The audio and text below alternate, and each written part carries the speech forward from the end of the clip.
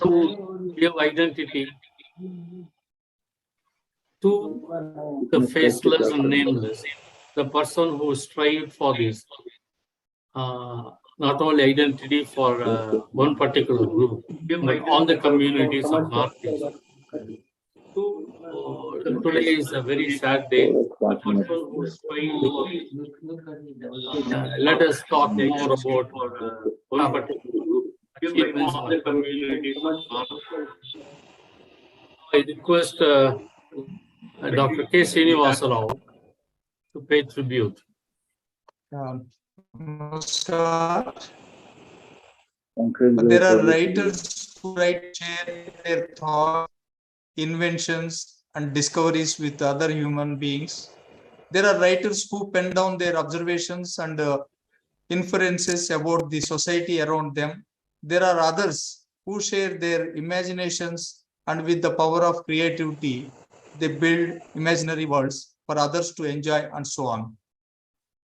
Yet there are only a handful who dedicated their entire lives to the community to which they belong. They work all life to link their communities to the outside world, bringing to the wider audience the philosophies, religions, literatures, practices, belief systems, etc. Professor Temsula belongs to later category. She completely dedicated her life for bridging the societies and communities of northeastern region of India with rest of the country and the world.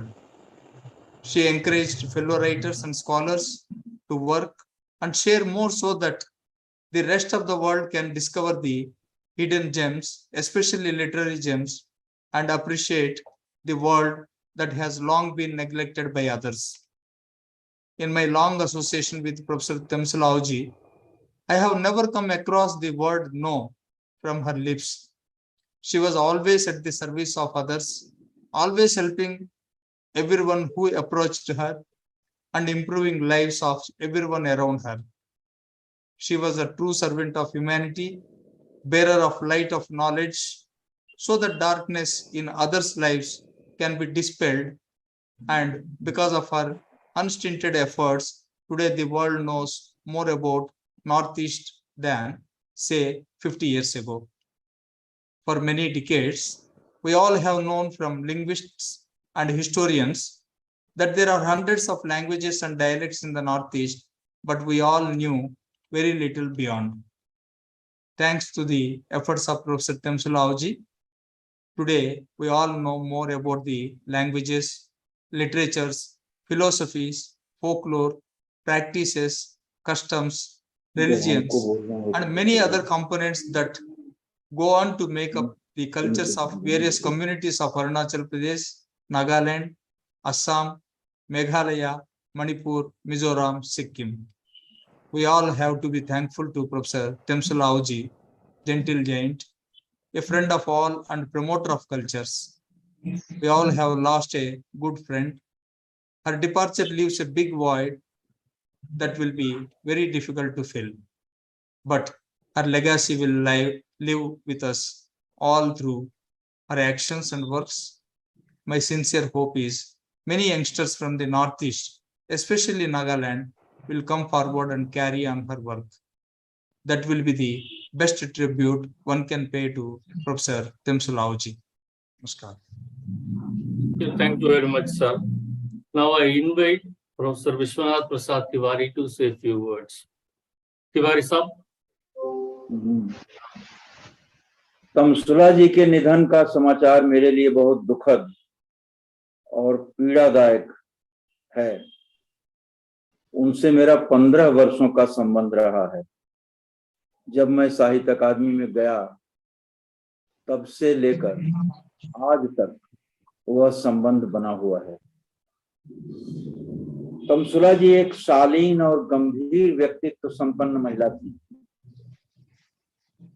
वो कम बोलती थी, धीरे बोलती थी, मगर जो कुछ भी बोलती थी वो बहुत महत्वपूर्ण और संतुलित हुआ करता था। अनेक मीटिंगों में मैंने उन्हें सुना और उन्हें जानने की कोशिश की।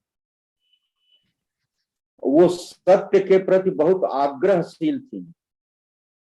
एक मीटिंग की मुझे याद है जिसमें उन्हीं के क्षेत्र के एक सदस्य ने कोई प्रस्ताव दिया था, जिस पर सब लोगों ने अपनी राय सकारात्मक जाहिर की, मगर तमसुला जी ने उसका विरोध किया था। मैंने उनके चेहरे पर कभी तनाव नहीं देखा। एक शांत चेहरा, मंद मुस्कान और संतोष और प्रसन्नता का भाव उनके चेहरे पर बराबर रहता था। वो एक ऐसे समुदाय से आई थी जिसकी भाषा की लिपि तक नहीं थी, और ऐसी भाषा से उठकर कितना संघर्ष करना पड़ा होगा उन्हें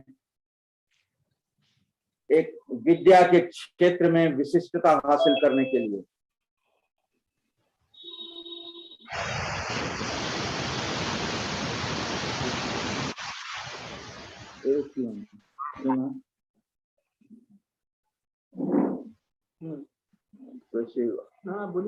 उन्होंने अंग्रेजी और भाषा के क्षेत्र में विद्वता हासिल की थी। हमारी आवाज सुनाई पड़ रही है ना? जी सर, जी सर। बिल्कुल बिल्कुल सर, हाँ जी। उन्होंने विद्वता हासिल की थी अंग्रेजी साहित्य और भाषा के क्षेत्र में। उनकी अंग्रेजी कविताओं का एक हिंदी में अनुवाद भी हुआ था जिसे उन्होंने मुझे दिया था, और अंग्रेजी की प्रोफेसर होते हुए, नागालैंड की रहते हुए, हमेशा मुझसे वो हिंदी में बात करती थी। यह समय बहुत ज्यादा कुछ कहने का नहीं है, हालांकि मेरा बहुत लंबा साहचर्य रहा है और कई विदेश यात्राएं भी उन्होंने मेरे साथ की हैं, जिनमें उन्हीं के क्षेत्र की लेखिका ममंगदई भी साथ में थी। बहुत सी स्मृतियां हैं, लेकिन उन्हें कहने का यह अवसर नहीं है।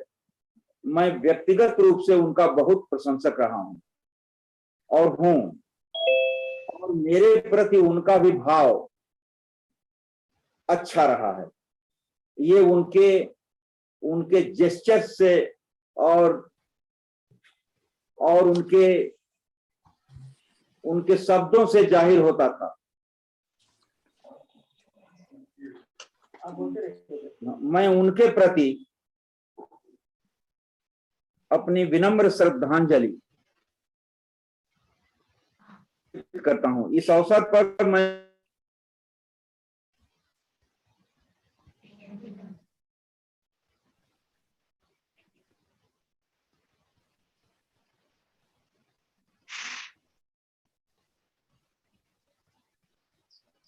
मैं इस अवसर पर उनके प्रति अपनी विनम्र श्रद्धांजलि अर्पित करता हूं। सुनाई पड़ रहा है? हमारी आवाज सुनाई पड़ रही है? हाँ बिल्कुल सर, आप बोलिए सर। तमसुला जी एक उदाहरण है उत्तर पूर्व के क्षेत्र के लेखकों के लिए, जिन्होंने लेखन के क्षेत्र में महत्वपूर्ण काम किया है, बहुत साइलेंट रह करके, बहुत मुखर होकर के नहीं, उस क्षेत्र के विकास के लिए भी काम किया है। एक बार मैंने उनसे कहा कि मैं आपके यहाँ नागालैंड चलना चाहता हूं। उन्होंने कहा कि बड़ी परेशानी से मैं दिल्ली आ पाती हूँ। बहुत दूर जाने के बाद, सैकड़ों किलोमीटर जाने के बाद मुझे हवाई जहाज की सुविधा मिलती है। आप कहाँ हमारे क्षेत्र में आएंगे? मैं अपने क्षेत्र के लोगों के विकास के काम के कुछ योजनाएं बना रही हूँ। ये बात उन्होंने मुझसे कही थी। इस समय मैं सोचता हूं उनके बारे में अपनी स्मृतियों को विराम भी देना ठीक रहेगा। मैं इन्हीं शब्दों के साथ उनके प्रति अपनी भावांजलि और श्रद्धांजलि व्यक्त करता हूं। धन्यवाद सर। डॉक्टर डस्पन। Maybe, yes, sir. Please go ahead, sir. Thank you. Thank you. Yes, sir. Yes, sir. Please go ahead. Yeah, a very good afternoon to all my friends. I know this sounds a little strange to say that it is nice to see you on this platform, but then I'm glad that it is Madam that has brought us together once again to be talking to each other, even if it's virtually. Very briefly, I would like to say that my um, my connection with Professor Temsula Ao actually can be traced to her family members. I was in a group of friends to which her daughters also belonged.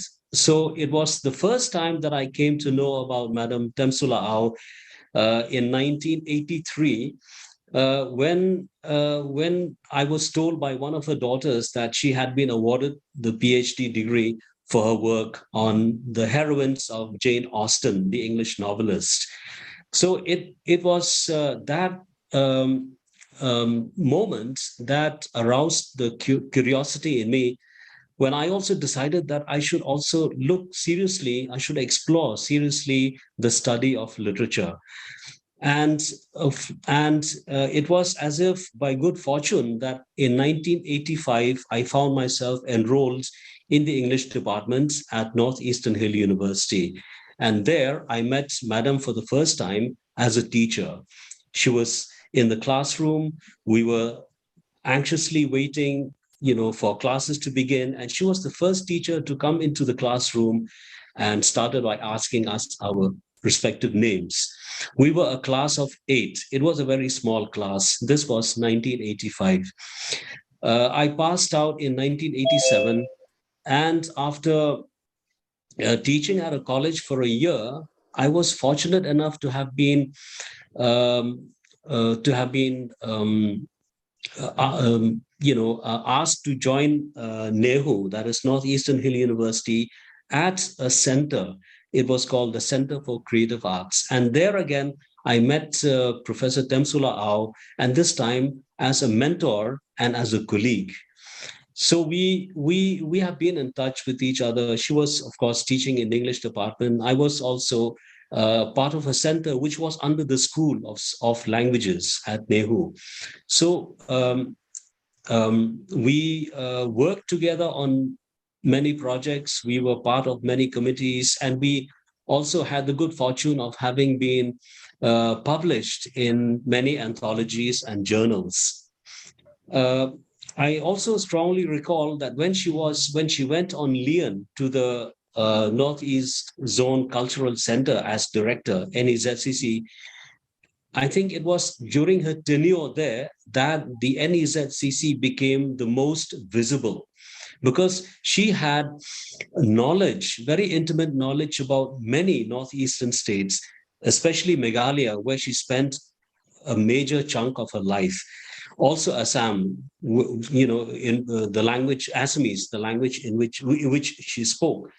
So this period that she spent, I think, for 5 years at NEZCC gave the center such visibility, such vibrancy, that still can be felt today. It was also a period when the center, NEZCC, had the sterling record of producing the maximum number of publications. So after that, she came back to NEHU, and we began fresh dialogue, and this time on folklore and folkloristics, to which I knew she was getting increasingly interested in, especially about Ao Naga folklore.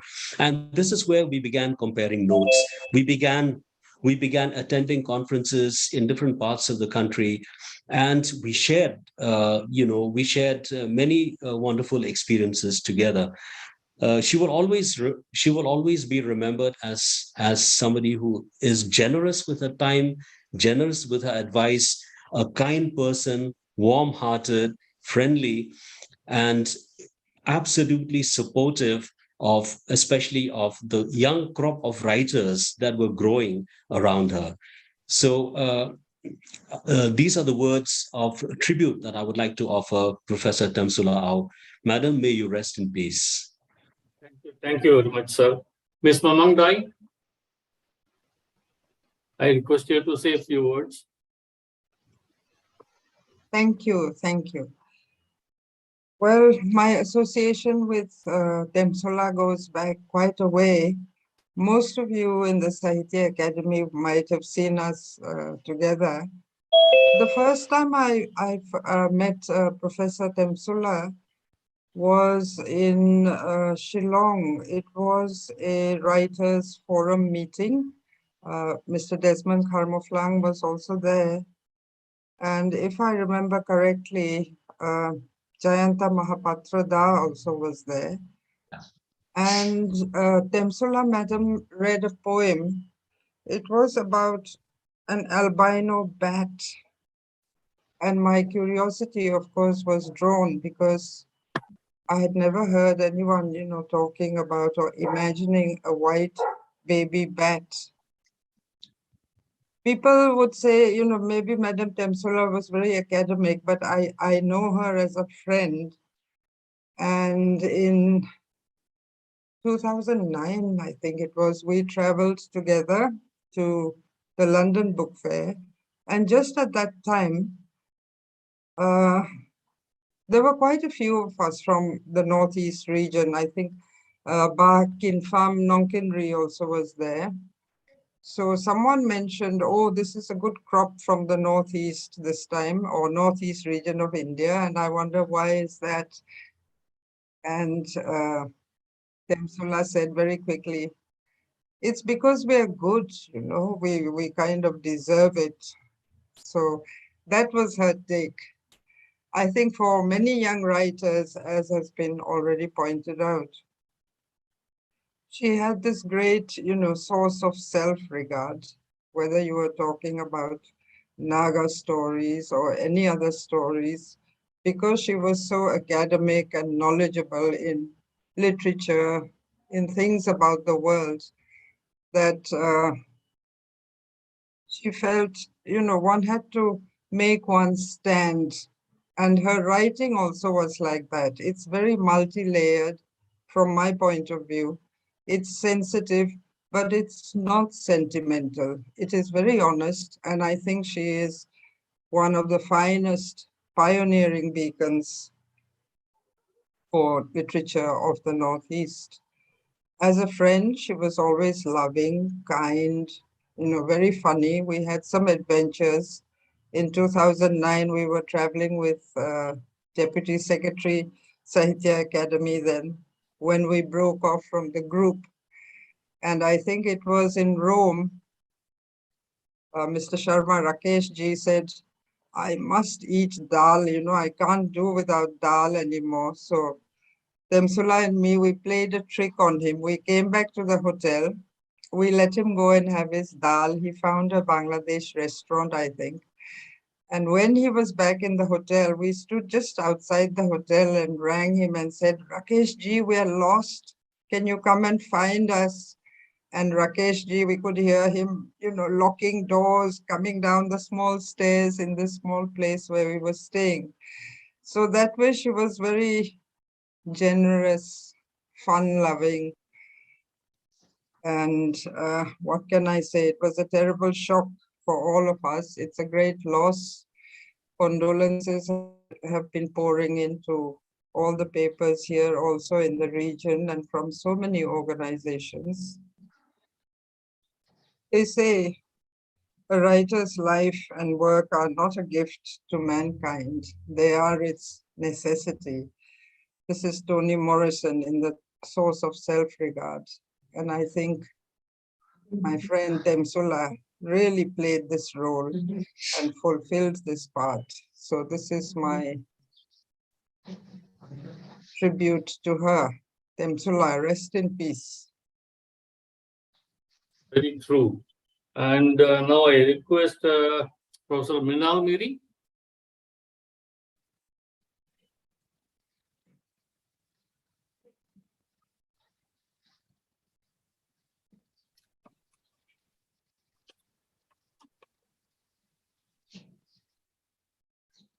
Sir, we are unable to hear you.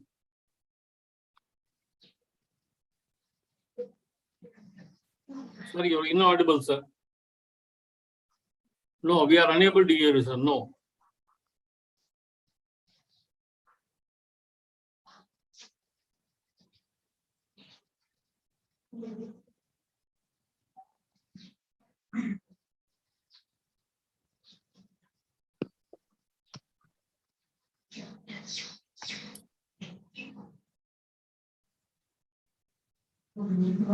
Okay.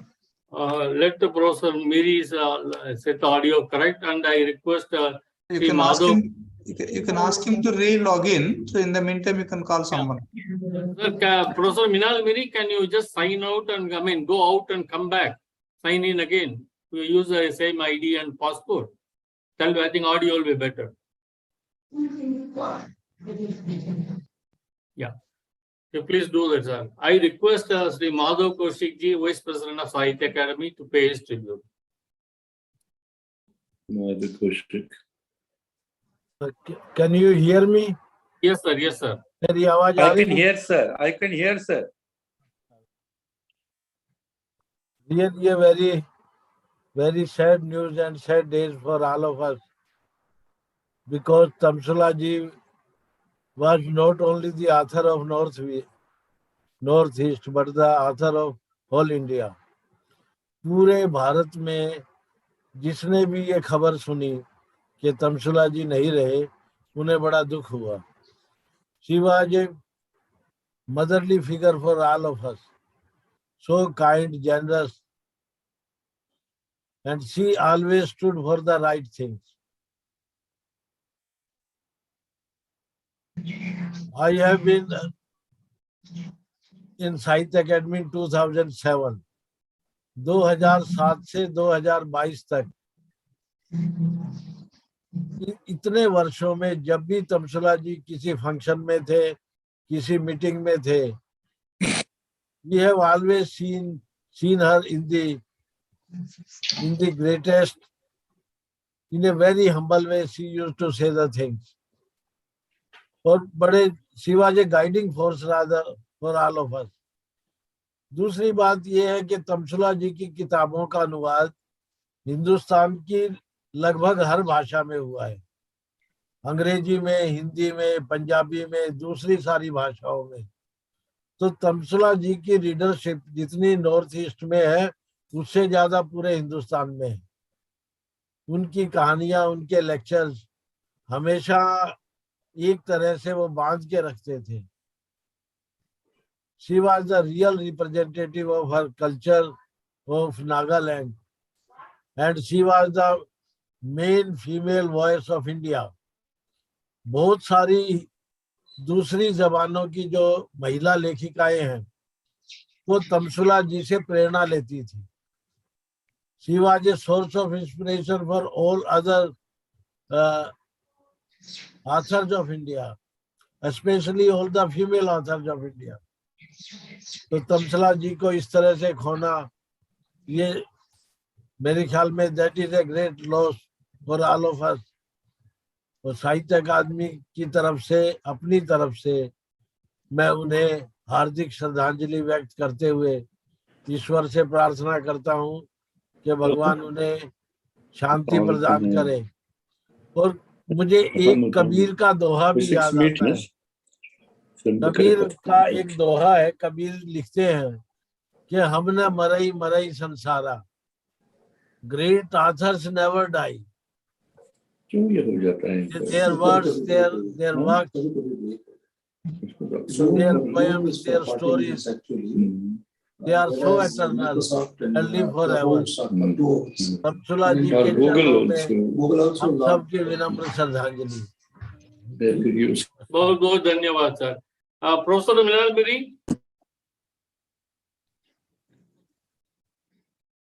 Ajurda sir, kindly mute yourself. Professor Minal Miri, please unmute yourself, sir. You are on mute. Yeah. Can you hear me now? Yeah, yes, sir. Yes, sir. Okay. Well, it's a very sad occasion. Temsula was a very dear friend of mine and my wife's. We were colleagues in Nehu for a very, very long time. And well, Temsula was, well, you know, he was teaching English in the university, English literature. And she had a PhD. She had done a PhD on Henry James. Henry James, as you know, was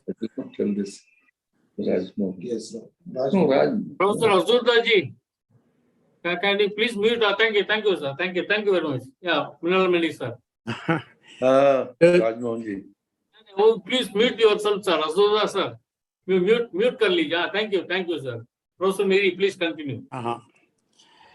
As I said, you know, she taught English literature in Nehu. She was one of the very first faculty to join Nehu. Nehu came up in 1974, and 1973, I think, and I joined Nehu in 74.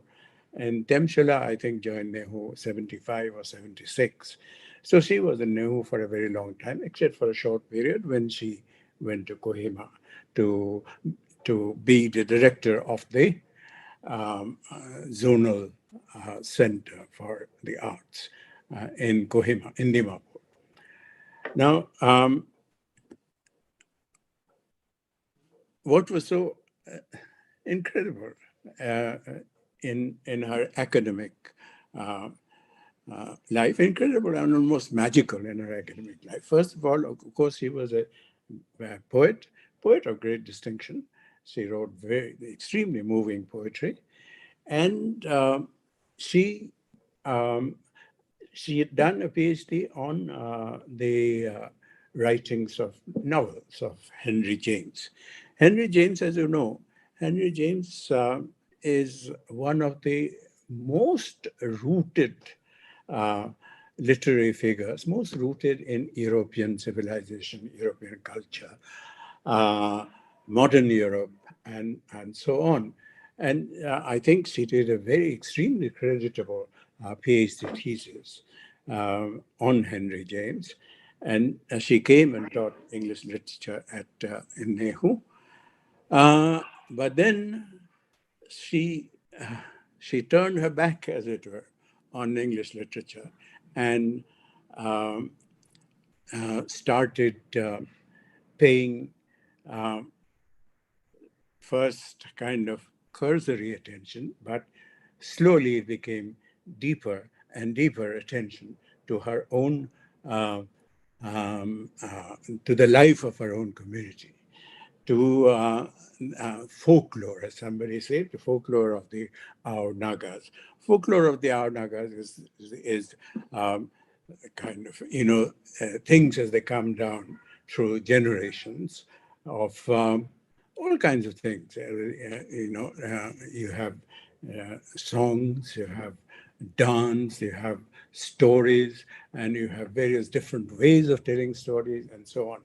And what she wrote about the Ao Nagas and the heritage, the literary and folklore heritage of the Aos, is absolutely amazing. So you have this tremendous transformation of somebody who did a PhD thesis on Henry James, who was more rooted than most of literary figures or modern literary figures in European civilization and European culture, and turning her back to it and then, paying this kind of very extremely sensitive, deep attention to her own tribal world. I found that absolutely fascinating. I read some of her poetry. I think they're absolutely wonderful things that she wrote, and she was a great kind of conversationalist herself. She could tell a story with all its twists and turns with kind of, caught which kind of, your attention was never broken listening to her and so on. And she was a great cook. She cooked all kinds of things, but particularly in Naga cuisine. She was an expert in Naga cuisine. She would get kind of bamboo shoots and dried meat, particularly pork, which is, I had it for the first time in her home, cooked by herself. Absolutely fantastic. And she traveled the world. She went to America as a Fulbright fellow. And I think she made very, very extremely good use of her American travels. And I shall miss her mostly as, of course, somebody who could own her own tradition in such a deep and such an intelligent manner. That I think is who was been away from her own tradition and culture, at least academically speaking, for a very, very long time. And she came away from Nagaland. She was in Assam most of the time. Then she joined Nehu. Then she traveled around and so on. And then with all this kind of separation from her own roots, she came back to her own roots with such wonderful agility and depth. I shall remember her, this transformation in her very well. And she, of course, was a tremendous friend of mine and my wife's. My children loved her, and we also loved her. Her children are absolutely tremendous. So it is a sad day that that we are remembering her. She has left us, and I'm sure she will live in our memory for a very, very long time. Thank you very much. Thank you, Professor Miri. Durga-san?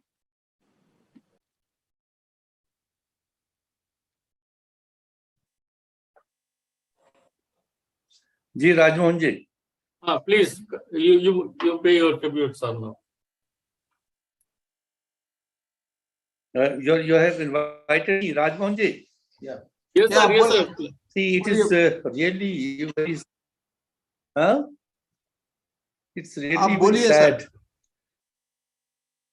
It's very really sad, very sad about Temsula ji is with us now. I knew her, I think, right from the late 80s.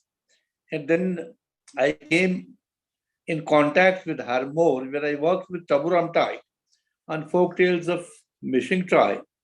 Then I had to work on folk tales of Khasi tribe. Then stories of Manipur. There were so many things that this bright lady always having a smiling face and then very warm smile. And then she was so cordial that she would always pride in it that somebody would ask her anything. And then we had mentioned that I belong to Kashmir and tried to Tibet from hill to hill, and then they got habitated in the northeast. And her writings I have gone through in translations. And at so many times we were together in Shillong, in Guwahati, and her behavior, I should say, her not only presentation, her warmth in conversation, that was so bright, so attractive. God bless her soul. I heard she is buried in Nagaland in her that almost in front of her house. And she had at times not only guided us, but allowed us to peep into the life of Naga tribes, Khasi tribes, Jing tribe, and so many things that we could not know. Otherwise, she has been able to tell us and make us to have visit through her words, through her narration, through her visualization in the culture and life of Northeast. I remember once there were some friends with me. When we saw a dance of Northeast, I took to weeping. When people asked me, said, "This is the hill life." They started with these dances to protect themselves from the animals. And now I don't know from whom they want to protect themselves, that they're still continuing with it. She was a lady. I have seen her in North East Hill University also. We were in a program in Shillong. When she came to know that people from Kashmir have come, she visited us in the evening. I remember the days. God bless her soul. It's a loss. It's a loss to literatures. And I think she will live very long in our conversation, in our writings, in our memories. Thank you very much, sir. D. Kohli, please. Please unmute yourself. No, some other D. Kohli. He mentioned Achha. D. Kohli. Huh? Yeah. D. Kohli. Achha, Kohli. Kohli. Please unmute yourself, sir. Yeah, please go ahead. Huh? No, I am HSM Prakash.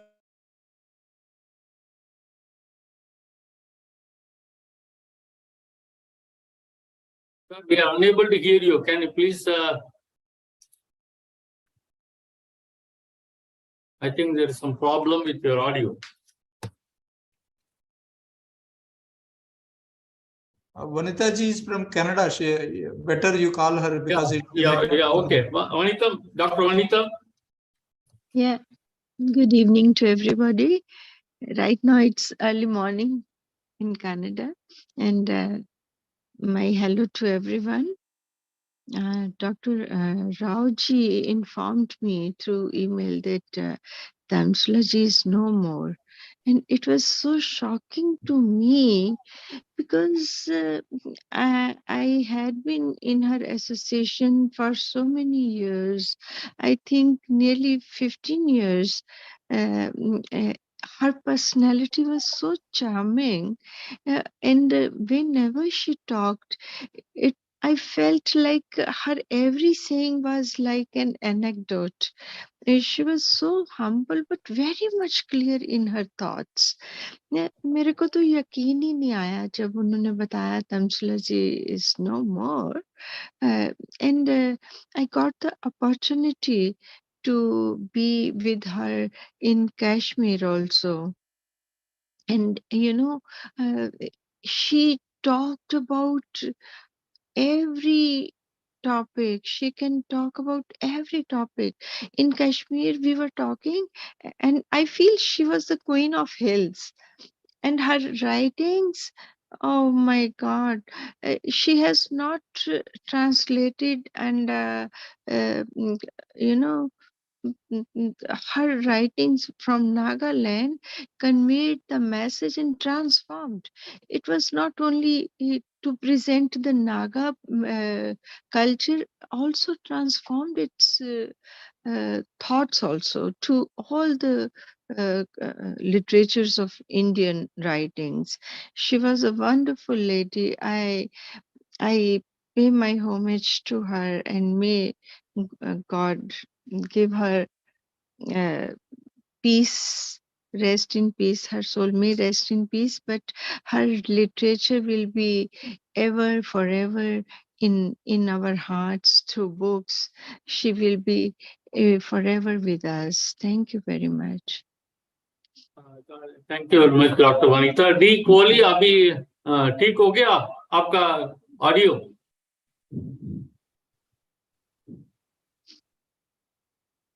No, sir, we are unable to hear. You are inaudible. Let him to log out and again log Yeah, in. please sign or go out and come back, sir. Sign in again. Log out and sign in, sir. Once again. Mr. Kiran Kumar.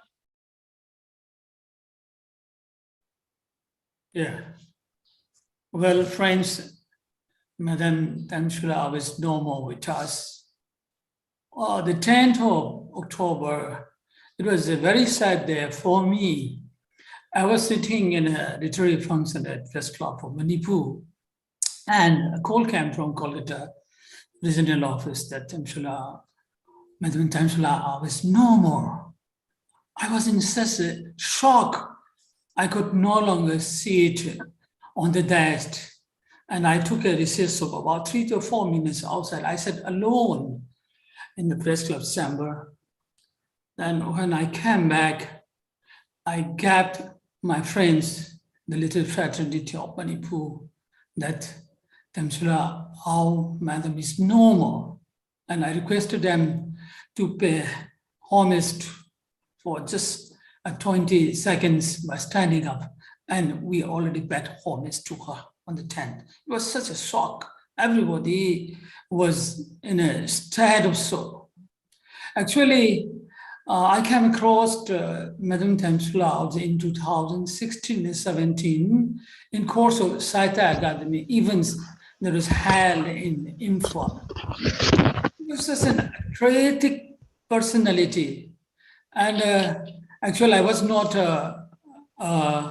say one who came from the literary backgrounds, and Professor S. Biariji, he introduced me to Temsula ji, and she was so, what I don't find words to describe her personality, the way she looked at me so lovingly. Actually, she had been an inspirator for me from that very day.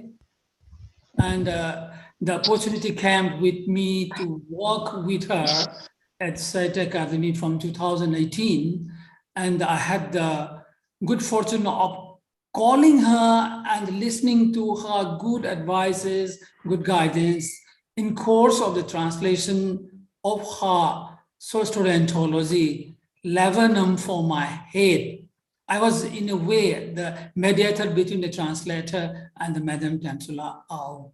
And this was the most valuable times that I got with her. Actually, notice will find, and it will take long years, it will be very difficult for notice to, and it will take years to find a poet, a scholar, a novelist, an ethnographer, a teacher, a guide like her. It will take years. It will be very difficult for notice to find one like her. So she will always remember for her voice and her words concerning the literature and culture will not only notice India, but the whole of India.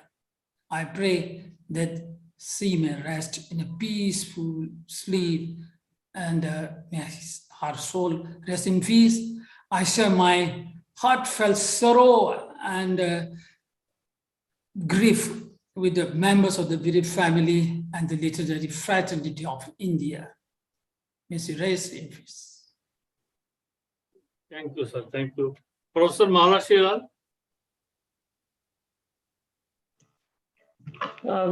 Good evening, friends. It's a very sad occasion that brings us together. Like everyone else, I too was very shocked to hear that Temsula Au is no more. It's indeed thanks to Sahitya Academy and the English Advisory Board on which we were together that I had a chance to get to know Temsula as a person. As a writer, of course, I had read her extensively and admired her tremendously. But when we would get together for meetings and the after-hour conversations, those also remain indelibly strong in my mind for all the wealth of wisdom, knowledge, compassion that she had in her for everyone, and her deep insights into the Northeast as a whole and into Naga culture in particular. So today, I just want to take a few minutes to pick up a thread that Professor Mrinal Miri mentioned in his tribute. And that thread is one of transformation. Like many of us, Professor Temsula Au, as a student and a researcher, went into mainstream research on Henry James. Coincidentally, my PhD work was also on Henry James. But I realized in her case as mine, and we talked about it, sometimes when you are deeply into the research and study of an identity and a writer away from your own background and culture, you become even more conscious of what you're missing out in your own background, identity, and culture.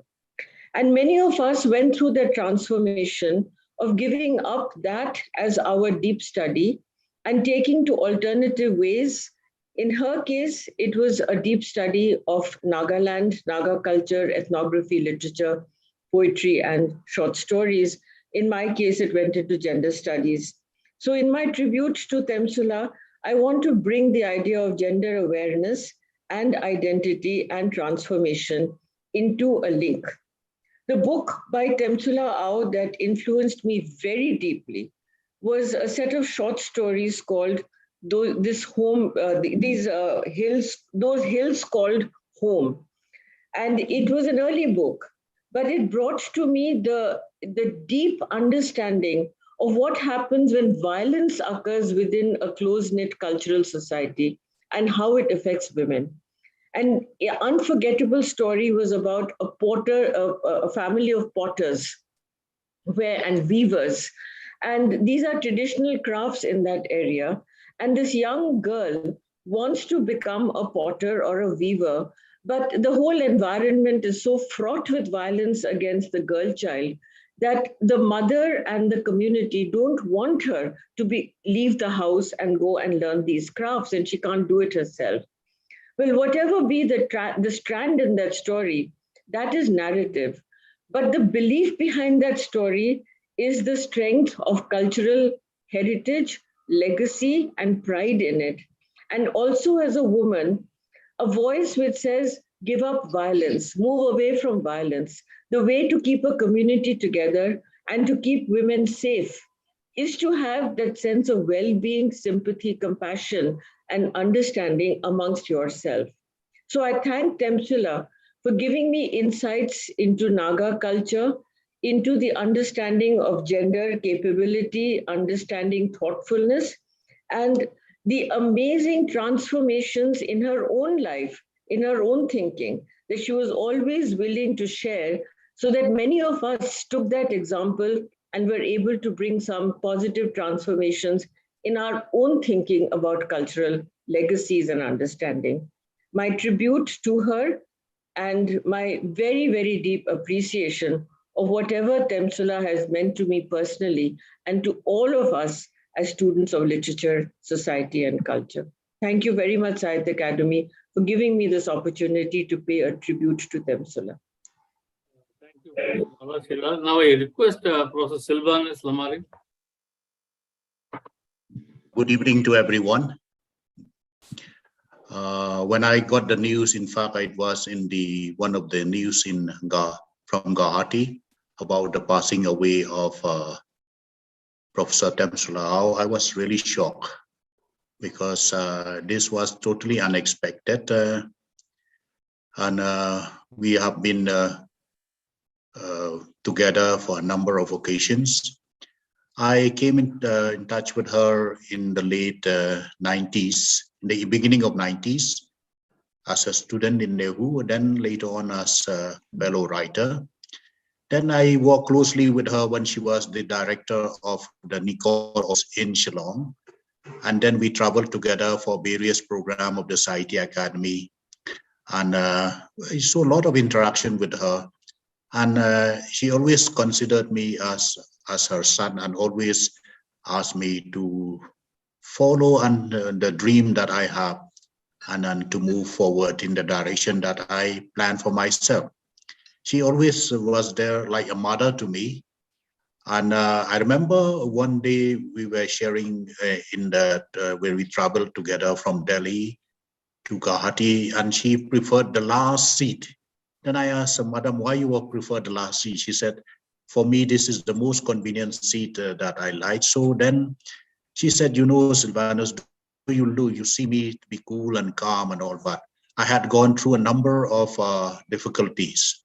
And she mentioned to me that difficulties are part and parcel of life, and we should take it grace, move on, and keep on a smiling face.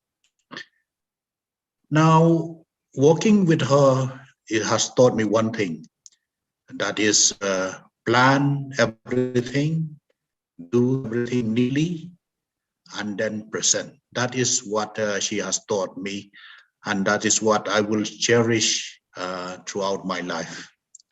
My condolences to the family. I remember telling her that I have been in Dimapur for many years. I was in Dimapur for about 4 years, and I knew the place where she was staying very well. When she received the Sahitya Academy, she invited me, you come over to Dimapur and stay in my house. But unfortunately, that never really took place. Nevertheless, as the writers of India, especially in Northeast, we have lost a guide, we have lost a leader who has taken initiative to really teach all writers in Northeast to be grounded in our roots.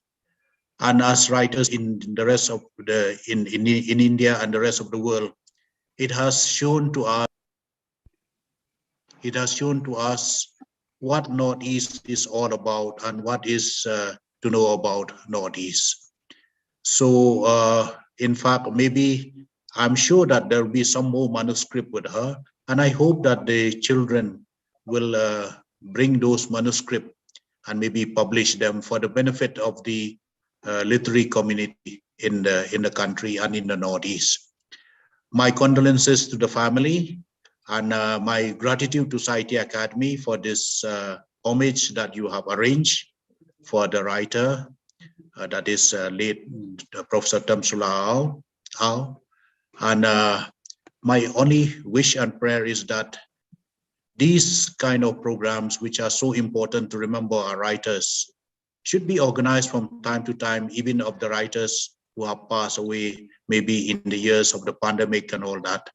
And thank you very much, Dr. Rao, and to the entire family of the Sahitya Academy. May her soul rest in peace. Thank you very much. I will have to leave because I have another urgent meeting with the Ministry of Oils starting at 5 o'clock shortly. Thank you very much, friends. God bless each one of you. Thank you. Thank you, sir.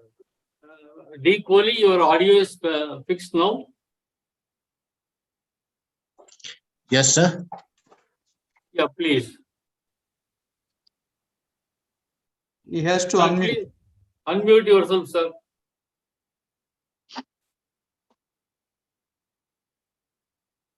Sir, you have to unmute. Please unmute yourself. We are unable to hear Kohli, you. you have to unmute. Unmute nahi ho raha, sir. Please unmute yourself, sir.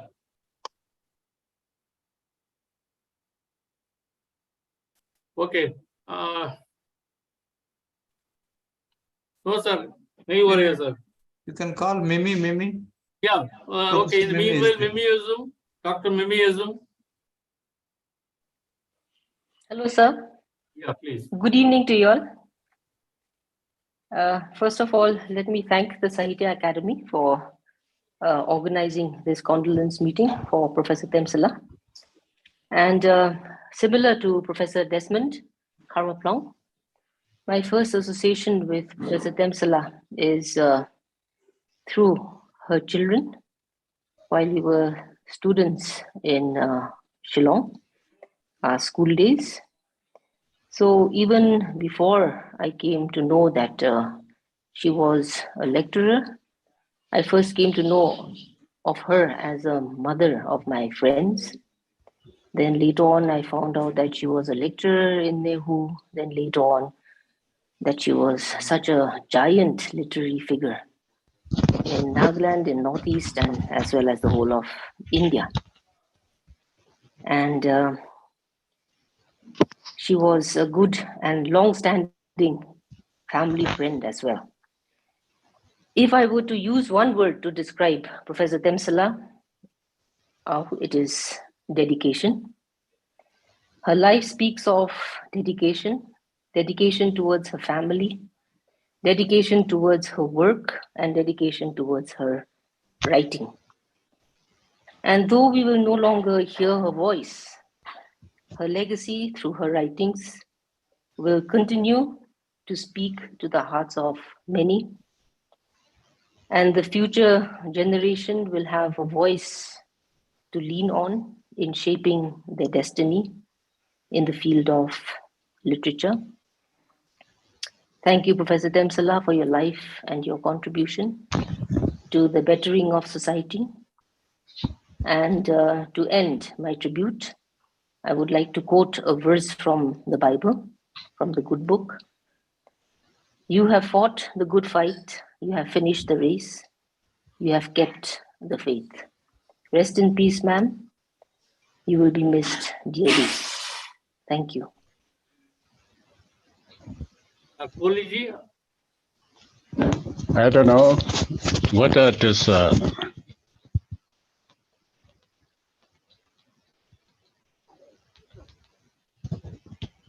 Can you hear me? Yes, yes, we can hear you. Please go ahead. Okay. Thank you, Dr. Rao and friends for this evening. I'm deeply sad on learning the departure of Professor Temsula Ao on 9th October in local hospital in Dimapur. I feel I have lost a great treasure, which we Nagas can inherit. I believe that her contribution in literary world has a strong influence not only to the Nagas or Northeast alone, but to the world at large. Professor Temsula Ao is popularly known as Professor T. Ao or Professor Ao in our midst. She had been in Nehu for a long time. I came to know her in the early part of 2000s only. I know her name, her work, but personally we didn't come into contact till 2000. We were contemporaries of Satya Academy since 2007 as members of General Council. She represents government of Nagaland in her first term. Indeed, I did my best to convince the government of Nagaland, Department of Higher Education rather than Department of Art and Culture, to nominate Professor Temsula Ao to becoming a member of the Satya Academy General Council. The fact that she would motivate and influence younger generation in Naga society in the field of creative writing. I'm grateful to my friend, Dr. Ramkumar Mukhopadhyay, the then Regional Secretary, Satya Academy, for constructive channeling to Satya Academy in accepting her nomination as members of the Satya Academy family. To sensitize literary progress in Naga society with the indigenous elements, I organized several literary programs where Professor Temsula never failed me as key speakers of every event. Even after her retirement, she doesn't take rest from writing. Rather, she had written several books published in ethnographic literature or oral literature. Although she spent most of her life outside Nagaland because of her education and profession, she carries the living mentality of Naganese as her true identity. I understand she has a patriotic spirit for her social and biological root. At the same time, she equally treated significance of Naga culture with sensitivity in vivid memory. Let me share with you all that my association with Professor Temsula Au, and under her patronage, I produced two important books. That is Dainty Literature, Tradition and Modern, published by Sahitya Academy in 2013. And the second one is People's Linguistic Survey of India, Volume 21, Part 2, The Languages of Nagaland, published by Orion Blackswan in 2016. I used to address her as Madam Au, or simply Madam, when we were together, because she always has motherly love, but in simplicity and graciousness. My association with the fellow Sahitya Academy General Council members from the Northeast region, Madam Temsula Au, Mamandai, Streamlet Thakkar, Family Marak, is so intimate that we flock together wherever we go for our official trip. Wherever Sahitya Academy held General Council session in any part of the country. Let me say that she has done her duty, fulfilling a maxim, life is duty. I wish her to live longer, to lead further literary fraternity with a special favor to the younger generation in literary creation. But alas, we are no measure to the Almighty God's hand. She will certainly be with God. Before I conclude, let us share a few lines of her poem. The fact that she has guided us to carry on the tradition of oral narratives as a responsibility. From a few lines from her poem, The Old Storyteller. I have lived my life believing storytelling was my proud legacy.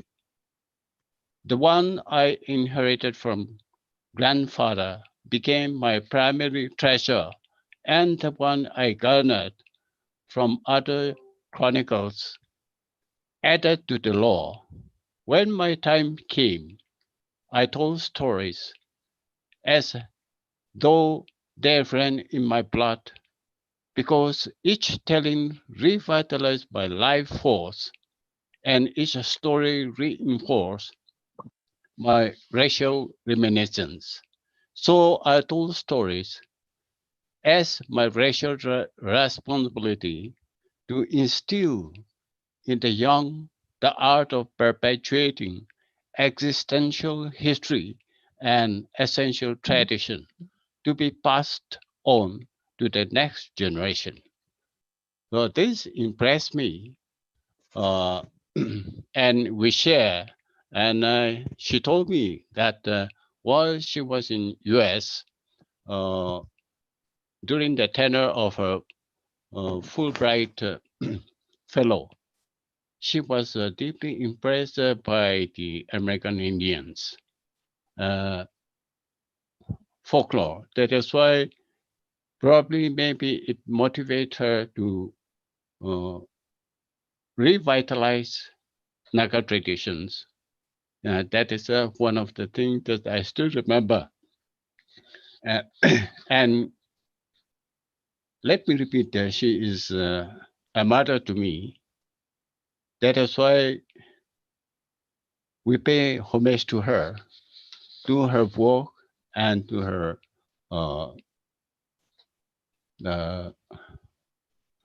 loving attitude to all whoever are around her.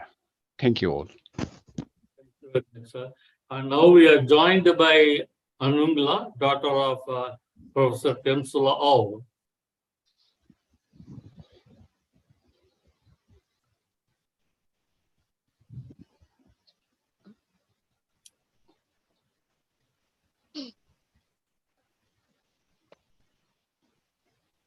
Hello, everyone. Very good evening. It's a very sad occasion that I meet you here today.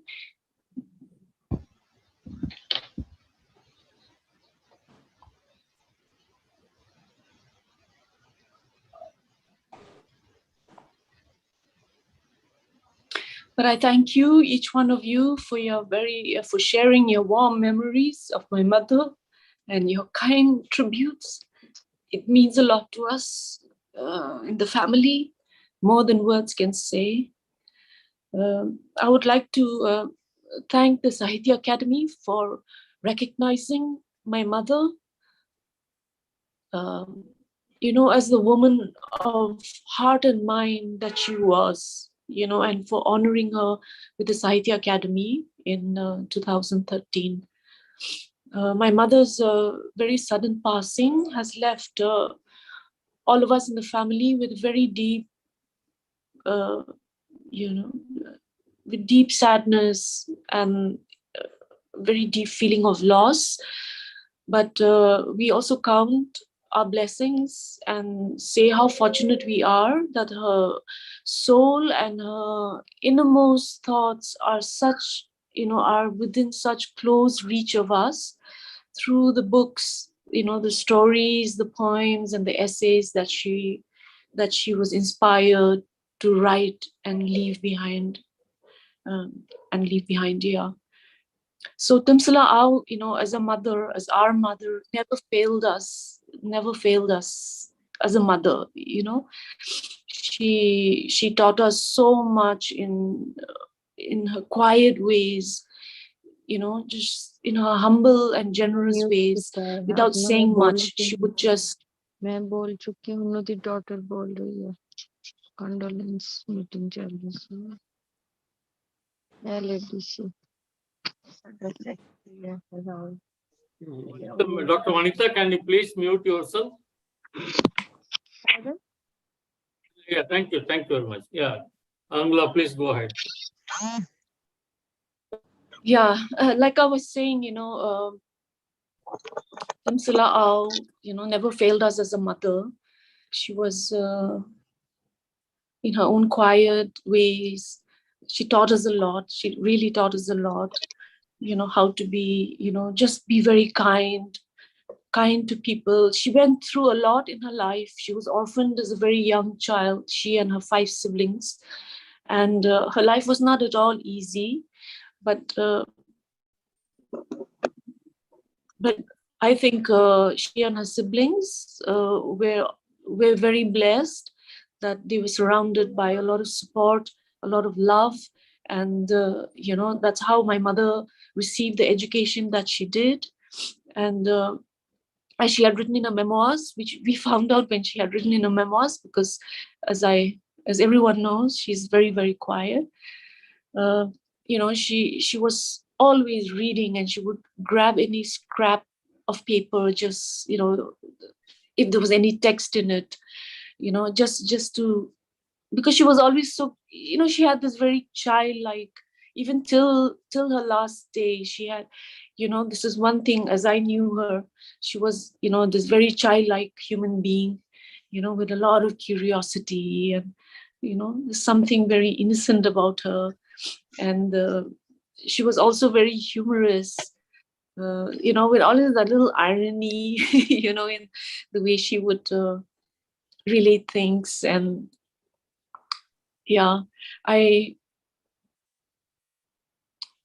all your kind words, your kind tributes, and sharing your warm memories have really, really brought her closer, even closer to me and my family. And I cannot thank you enough, for for that. It's like more than words can say.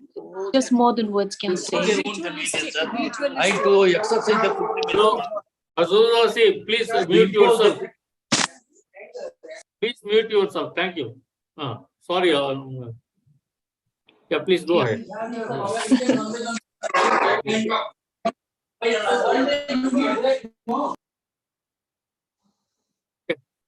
I'm really sorry. Really sorry. Right. That's all right. Yeah, it happens. Yeah. Yeah, so like I said, like although, my mother is no longer physically here with us, we are, I think, indeed very, very blessed that, we can, that she's still so close to us, because like everyone knows, she's very, very quiet, and she could express best, through words. And so thankful that she penned them down and that they were published, so that even today, when she's no longer here with us, we can still hold her close, even more closely. Because, if you really read between the lines, there's so much that she's saying, even though she, in my opinion, she has this very quiet way of saying things, very quiet way of, telling stories, expressing her innermost thoughts. But it's just I'm so sorry, but there's just so much happening here that I cannot really quite gather my thoughts. But I hope what I have said comes across to you, and just my gratitude, my deep, deep gratitude to all of you for sharing your warm memories of her. It means a lot. And it's so sad. It's so sad that it's this occasion when we all meet. But it's wonderful to see you, Mimi, Mama, Uncle Mrinali. It's like it's been ages since I've seen you all, and everything that you've said has brought back so much, and it means a lot. It really, really means a lot. That's all I can say. Thank you, thank you, thank you, Sahitya Academy. Thank you for honoring my mother and recognizing her for, for, like I had said, for the woman of heart and mind that she was, that she is actually, because her soul and her thoughts live out in the writings. God bless you all. Thank you. Thank you very much, and we really appreciate such a difficult time. And you said all these, despite all these things, you joined us here, and everyone, whether he's Vice President, Mother Kosheka, Mamanda, Mrilalmidi, he talked about transformation, and Prof. Mala Shela said, like Antarmukhi, she went back to her own community to give the identity, voice to those, children, unheard of people. So we all really, every word that all the scholars who talked so far, every word is true. Anungla. So we really appreciate you joining us here. Thank you very much. Now I request Professor Subodh Sarkar. Subodh?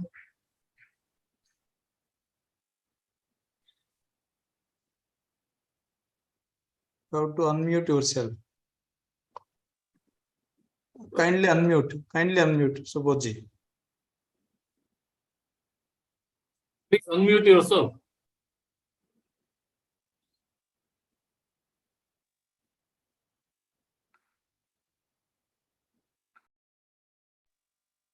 Can you hear me now? Yes, yes.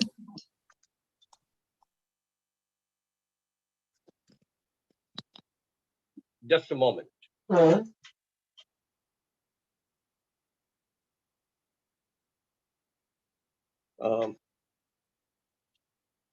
Good evening. My deep condolences for her family.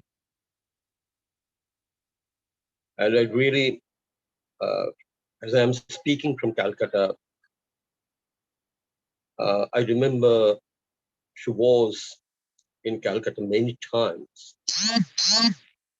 We have been meeting her in Delhi, in Northeast, in Calcutta, and in a variety of places. I had a personal touch with her, but at the same time, I feel today, I'd like to read out a very short note in which I have tried to locate her place in Indian literature. So this is a very short note. I would like to read it, and this is my tribute to Temsula.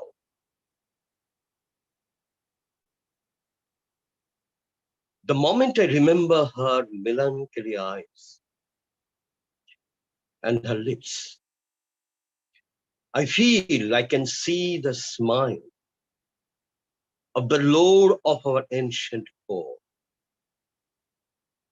This is the quote from her poem, A Lore of Our Ancient Poem. Dear Dr. Temsula ji, I never asked you a question I have in mind for years, which your mortal face is above. Now, the question that I had in my mind for years, as I was telling you, what is that question? The question that I never asked her, and I thought that it might embarrass her. But now I feel that your mortal face is above all embarrassments and ambiguities. The question is, how did you become a tribal English poet? On your death, I am nudged awake to be a little more introspective. And my answer is that your poems and stories in English have been the quintessence of the reply to the colonizers, that you decoded the secrets of human power subjugated by ethnicity and territorial totality.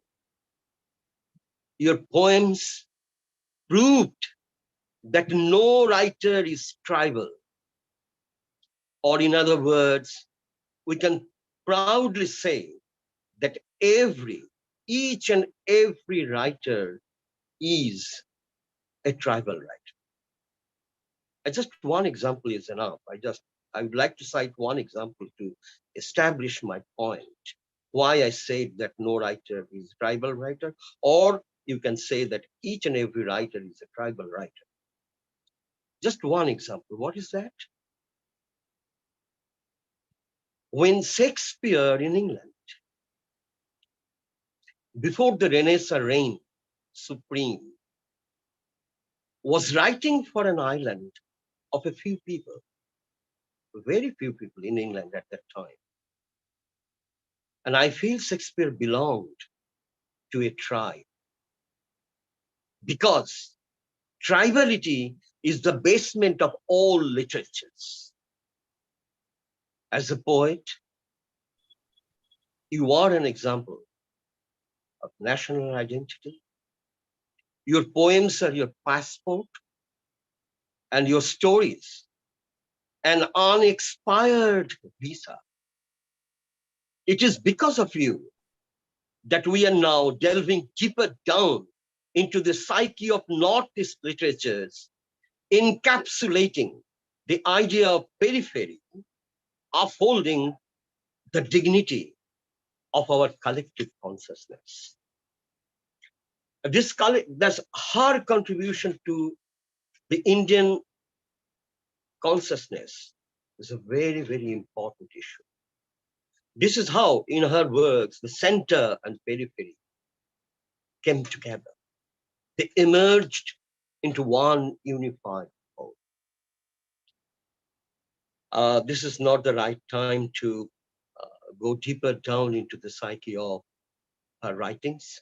But I remember and I believe that her poems, her stories, written in English, it doesn't matter in which language they are written. In fact, finally, we forget languages. We remember poetry. All languages go into the mist, and finally the stories come out. The literature comes out. Humanity comes out. That you, Dr. Temsula ji, you represented the quintessence of humanity. Thank you. Thank you. Thank you, Subodhji. Now, okay, it was in 2021 January, I think, we had a last conversation with her, maybe nearly 2 years ago. And the person who was the main focus of the conversation was Sukrita Palkumar. and we were talking about her initiative, and I told her that they are going to bring out some yearbook and all. So she was very appreciative. But one thing she was telling, we should, Sukrita ji should do something similarly for all language poetry. In fact, I conveyed this to Vinita Agarwal also. So the focus of that conversation, Sukrita Palkumar ji. She has come. Professor Sukrita Palkumar. Yes, thank you, Rajmohan. I think it's very kind of you to also remind us of that 2021 conversation. And I am feeling especially aggrieved about the loss, because to me, Temsula was a friend in spirit, because in the sense that we hardly met. We just met 2 or 3 times, or maybe 5 or 6 times, I don't know, but very rarely. But there was such a deep connection. Every time I talked to her, it was like, like Subodh has very beautifully put it, it's like one tribal to another tribal, one human being to another human being. It's beyond tribal or margins or mainstream. It was really a very human conversation that we had. And I think we gelled so well. And she was the kind of person who would gel with everyone, I think. Also, because there was a sense of a deep pain in her, which I never understood for a while, till she told me once that she lost her parents at a very young age. And also when she mentioned, she has a memoir in which she talks about it. And she also mentions how, when she went with her grandmother to the graveyard, to the grave of her mother, whom she lost, I think she was just about 10 years of age at that time. And when she went there, and the grandmother saw a bird flying from the grave, and the owls believed in that when somebody dies, then the spirit transforms itself into a bird or an animal, or and just goes away like that. So, and she says that particular image with all its, well, on the one hand, it was freedom, but on the other hand, there was also pain of the loss of somebody who had flown away. And Temsula lived with that pain. And I would say that a lot of her poetry, which she also translated, came out of this whole idea of separation, And today, when she has gone, I think of so many birds flying away, I think of a kind of a vacuum. And I was also looking at one of her poems, and rather a song, where she is saying, oh moon, it's part of a narrative. She says, oh moon, whose moon are you now? Come down and let's be friends again. And then the answer that the moon gives is, oh, I cannot do that now, for I belong far away. And there is no one to guard the house today. So again, that separation. And it's a folk tale kind of a thing which she translated. And she says it comes out of the idea that two lovers who separate, who get separated. And it's like the moon and the child getting separated. And the moon is so far away that the moon says, out of anger, the moon goes away from being very close to the child to a very, very distant space. And the moon says, now I cannot come back. It's like borders that have been grown, they kind of draw themselves out between life and death. And that's what one is experiencing right now. Where is she? I'm looking for her in her verses, and verses which are collective verses. It's not the stamp of Temsula herself.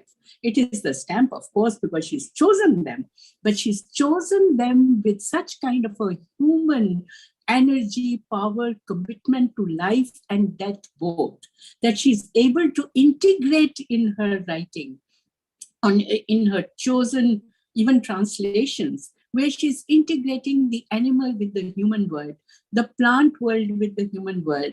And that is what, if she's a tribal, so what you're right, we all need to be a tribe. We all need to be tribal to be able to have that integrated vision. Thank you very much, Temsula, wherever you are.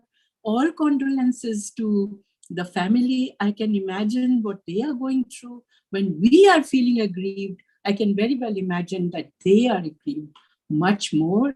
And also we will find her spirit living forever in the lines that you find in the texts that we read. And hopefully there are recordings also of the material that she created.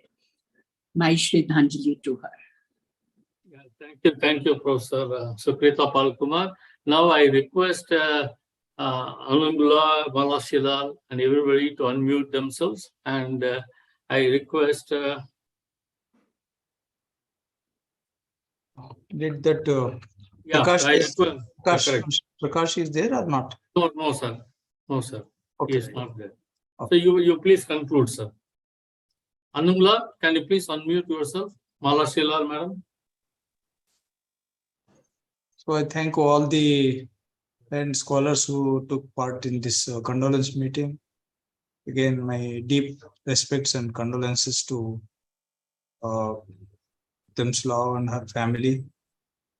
We will miss her a lot because at least my close association for the last 2 decades with her, I traveled with her many places, even as our Vice President has told and our Tiwari has told, Mamang Daiji and Temsula, we all traveled to Trivandrum and many even foreign countries also.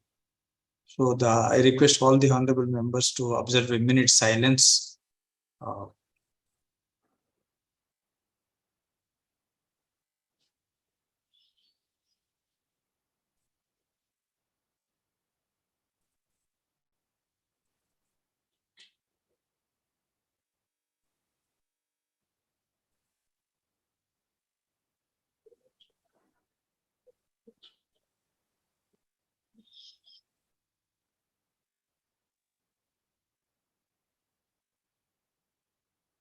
Thank you. Thank you.